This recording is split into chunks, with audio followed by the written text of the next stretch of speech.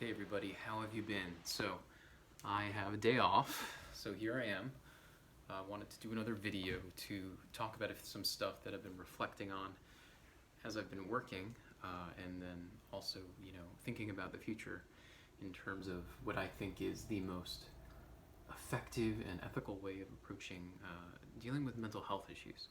So, what we have currently is a largely psychopharmacology sort of oriented intervention, which really should be, according to the evidence-based medicine, done in conjunction with psychotherapy, and that produces the best outcomes. Well, what I'm seeing really is that the psychotropic side of things isn't necessarily always dealing with the primary issue, the underlying issue, and that we need to be much more conservative when using psychotropic medications.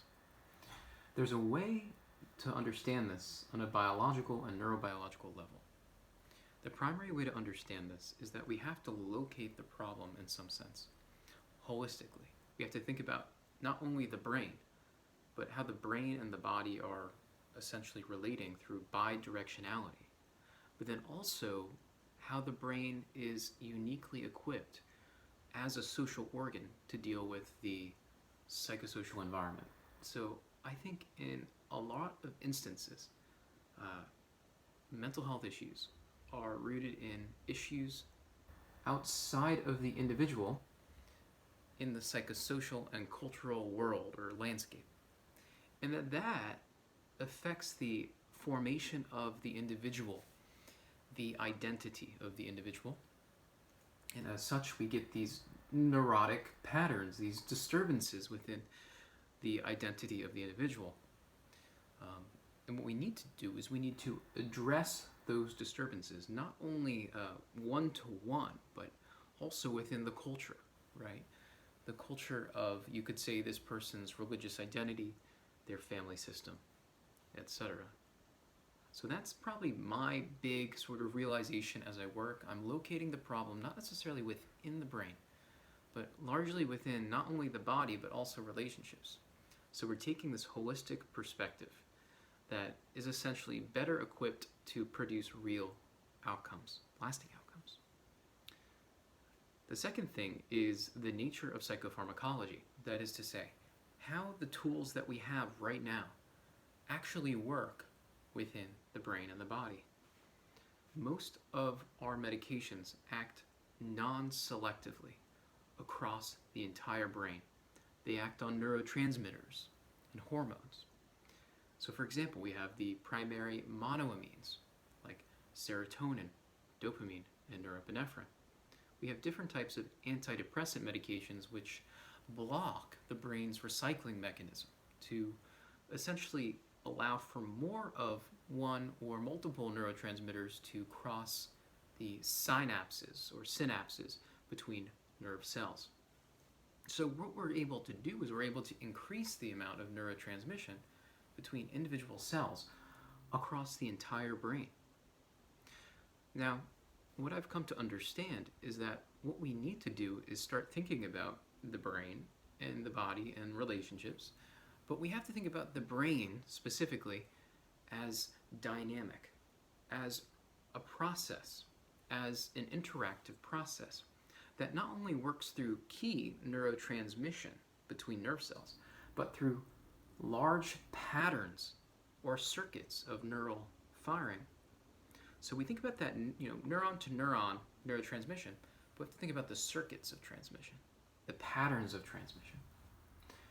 And I think the primary way to think about dealing with mental health conditions is through getting circuits back online, working the way, I would say, nature, or if you're religious, the way that God has designed us to live. And what I have found is that there's really two primary ways that we have to address things like depression, anxiety, hopelessness, and probably a lot of other more what we would consider severe mental illnesses, psychotic disorders or mood disorders, because they all tend to overlap. What we need to think about is the way that the brain and the body relate to each other, but then apprehend others and the self. not only others in the self, but others in the self within the future. So what we found is that in the brain system, there is a reward center that is responsible for modulating dopaminergic activity. And it is this sort of pathway that tends to, light up when we have those basic desires being fulfilled. But it really has to do with our beliefs and attitudes about the future rewards we may be in store for. And typically what those rewards are rewards associated with goals that we have for ourselves, but on the most basic and fundamental level, they are social goals, right? So expectation has more to do with pleasure than pleasure in the moment. And this is very well established within the psychological literature. So when we think about depression and anxiety more generally, I think about the brain state, the brain system, and the patterns of neural firing in a disintegrated state that doesn't allow for what we would call reciprocal positive emotion or play, and really self-regulation to achieve meaningful goals, which relates to values, cultural norms. So I think that's the best way to think about how to treat depression. And the way that I have been framing it clinically, as I've done my assessments, has been through something like asking questions about expectation. I might say something like, what are you looking forward to in the future? How do you see yourself in the future? We're orienting towards the future, and then we're allowing the individual to probe their current emotional state and say, why am I feeling the way that I'm doing? And what can that tell me about how to have a future self that can actually orient itself not only towards my own self, but towards engagement in social and play-like behaviors, towards meaningful goals that are shared across the individual. This is what we are designed for. This is what positive emotion is related to. And positive emotion can actually turn off those ruminative circuits. So it's very important to understand this. And a lot of our medications, they do not address this.